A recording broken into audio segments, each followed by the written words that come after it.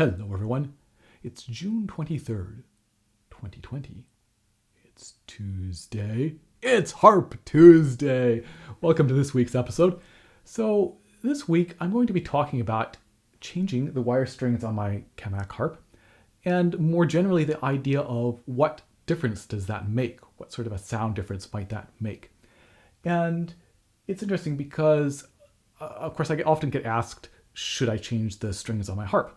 And I made a whole episode on that a little while ago. But really the answer is, it depends.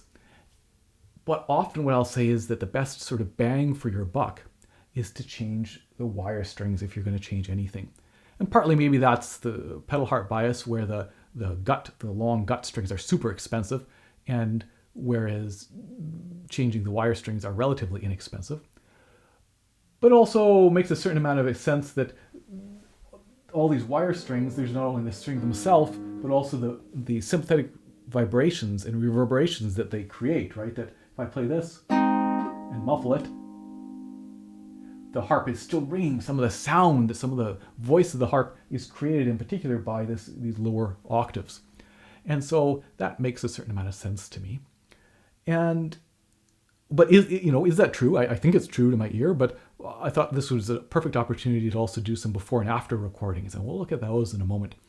But to start with, I'm going to talk about sort of the process of the mechanics of changing these strings.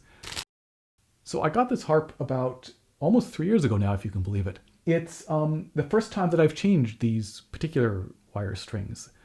So it was funny because during that process, about a week and a half ago, over a couple of days, I had a wire string break on my pedal harp.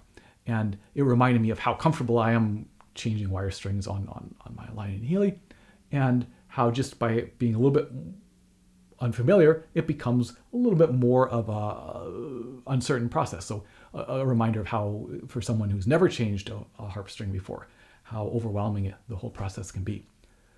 So with these, a couple things stood out as being a little bit different than I was accustomed to. So the strings that you get, most of them did not have the washers. They were separate in the little bag. So there was a string, and then there's also this metal washer and a felt washer. And of course the metal goes in first, and then the felt, because that felt is going to be what's up against the soundboard. And it makes sense that you want to have some cushioning. So remembering to thread those on first. And of course you can always, when you take off the old string, you can always check to see what order it's in, and that can be a way to just make sure that you feel that you're doing it correctly. So having to thread those on was just a little bit different. Also at the top, and I tried to get some footage of this, the first winding is going to go actually on the outside part of the tuning pin. And I assume that's a method for like maybe some anti-slip, similar to threading underneath, as I would do on most of the smaller gut strings. So we'll wind this outside, and then as soon as this part goes over, as soon as we go past that, I'll start pushing it in, so that this next wind will go to the right of the previous wind. We'll try to snug that up a little bit. The first half wind was on the outside, and then moved to the inside on the second half wind, and then stayed on the inside. So I think that's probably an anti-slip measure, and I did the same thing, but again, just a little bit different than I was accustomed to. I talk about in a video I did on wire strings on the pedal harp, about needing to get some slack, right? So you stretch it through, and then you want to get some slack before you start winding, because wire strings in particular have not a lot of stretch. So as you wind them up, if you pull them taut and start winding, you're not going to get enough winds, as opposed to like gut or nylon synthetic or whatever, where things will stretch much more. So in general, the shortcut I tend to use is to thread it through and pull it back an octave, and then maybe as you get to the longer strings, a third more. And here I found, so I did like an octave and a third on this C, which is the first one that I changed, and that was too long. I ended up unthreading it or unwinding it and pulling it through a little bit more and cutting it. I would say as we got down an octave and a third was pretty good. And of course, you definitely don't want to cut it too short. You can, of course, wind it up and then cut it, which gives you the ability to do some adjustments if you've goofed up. But I just find it, I don't know, I'm happy to measure it and then cut. Of course, you could also take the string off and then kind of measure that old string onto this. And that's actually something, so again, on that episode about should you change your harp strings, I talked about potentially saving your old strings if you're doing a restringing. So one thing if a string breaks, but if it's a string that's on there and maybe still okay, you could save it for an emergency string. The thing with pedal harp strings is the wire strings, they get so, the wrapping here, it's hard, it would be hard to unwind them and straighten them enough to safely get them through the soundboard. But what I found with these was that you could easily, with your hand or on a couple occasions with a plier, straighten them enough that I was comfortable bringing them through the soundboard. And so I ended up saving all 10 strings, and just as a backup, I have an actual backup. I have a new set of wires that I haven't used, but I thought it couldn't hurt just to have these in case of an emergency. So, and let's see, the final thought. Oh, so typically my process when changing a number of strings is to start from the top and go down. And on the pedal harp, that's because it makes an easy way to check the tuning. So if I'm changing a C, it'll be C flat, of course, on the pedal harp. I can put the B pedal to B natural, and then I can play the B, have that B playing and tune the C up to that. So on the lever harp, of course, you get that same effect, D sharp, E flat, but for a lot of notes, that's not the case.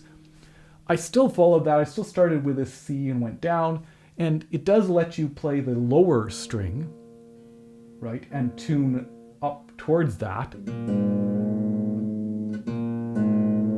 by testing it against the one beneath. And once they're the same, you know you're getting pretty close. So, and then maybe your tuner can take over. But just a way to kind of get a easy check as you're tuning it up. So next step I've been doing, right, is just doing a little bit of dusting on some of these areas that maybe are a little bit difficult to get to when the string is there, and it just doesn't hurt. A little microfiber cloth, as well as maybe using a little what are these things called? Q-tip, to just dust in there. So let's talk about what effect they had. So when it comes to sound comparisons online, I'm always a little bit, I don't have a lot of confidence in them necessarily, because there's so many factors, right? There's how it was recorded, the whole recording process, or microphone, the chain, whatever effects were done to that. And then there's, if it's on YouTube, YouTube's compression algorithm, definitely you get some loss of quality to a certain extent. And then also very important, how are people listening to it? So are you listening to it on the speakers on your phone? Or do you have a really expensive setup? Do you have a good set of headphones, right? That you can use to just get an accurate picture of what things sound like. So for things like comparing the sound of a harp or something like that, to me, nothing beats actually hearing it in person. But in this case, I'm using the same equipment to record it, the before and after. So at least that's the same. And again, I would highly recommend when you listen to these sound samples that you wear some headphones or have some sort of good audio set up. I'll also mention that my mic placement was not the same both times. I tried to get it the same, but I couldn't leave it all set up in the period between doing the two sound tests. So you're going to hear a little bit of that as well.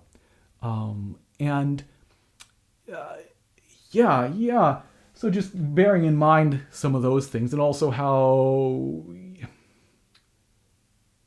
something might sound when you're there in person. It might be hard to capture, or it might not be the same. But again, this is kind of an objective thing. So I did a sound check right before I changed, or recorded a couple things right before I started changing the strings, and then that was about a week and a half ago, and so then I recorded something as well today to give the wire strings a chance to kind of settle in a little bit. And again, because they don't stretch very much, they're holding tune already quite well, or very well. So let's listen to these things. I'm not gonna show any video. I'm just gonna show the sound clip. Put on your headphones and let's listen.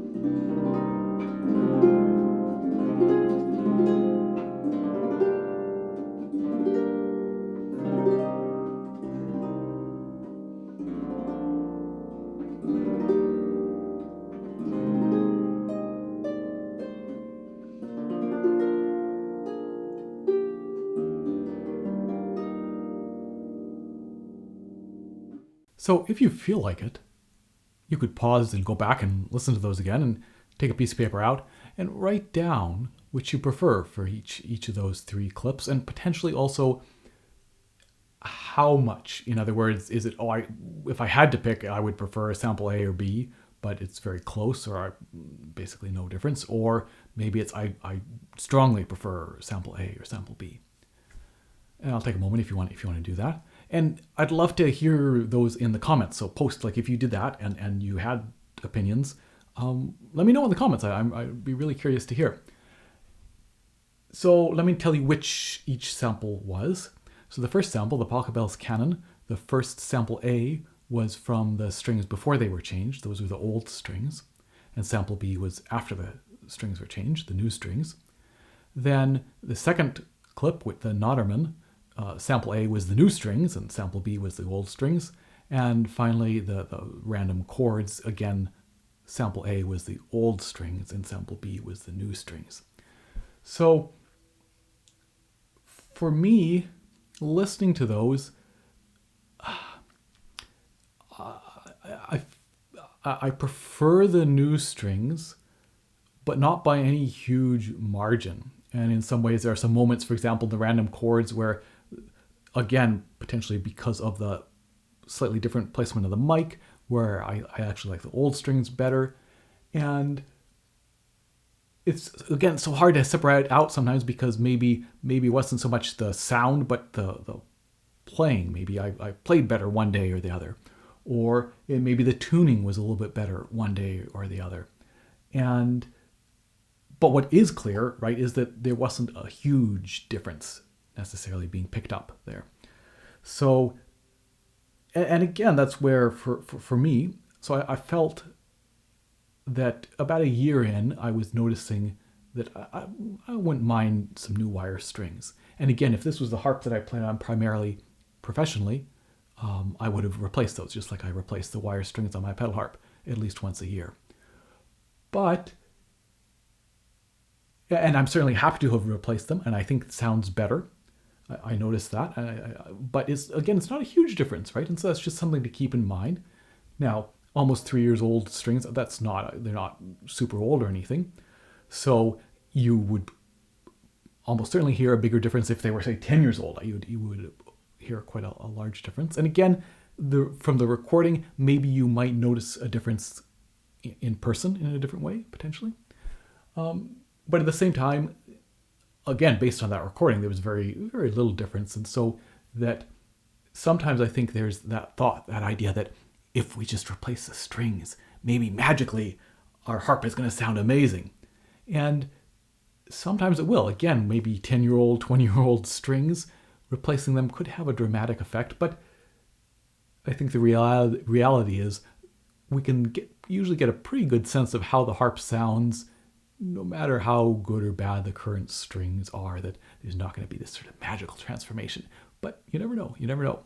So again, that hopefully just maybe gives you some ideas for yourself. I still think that if you are thinking of changing strings, that your best bang for your buck is going to be to try to change those wire strings and see what sort of effect that has. And then that might give you either a sense of, yes, I want to get new strings on the whole harp, or I haven't noticed a huge difference. I'm going to stick with these older strings until they break, sort of thing. So yeah, hopefully useful, or certainly interesting, I think. And again, I'd love to hear your comments on what you preferred with the sound. And in the meantime, stay safe, and I'll see you in 2 weeks' time. Cheers.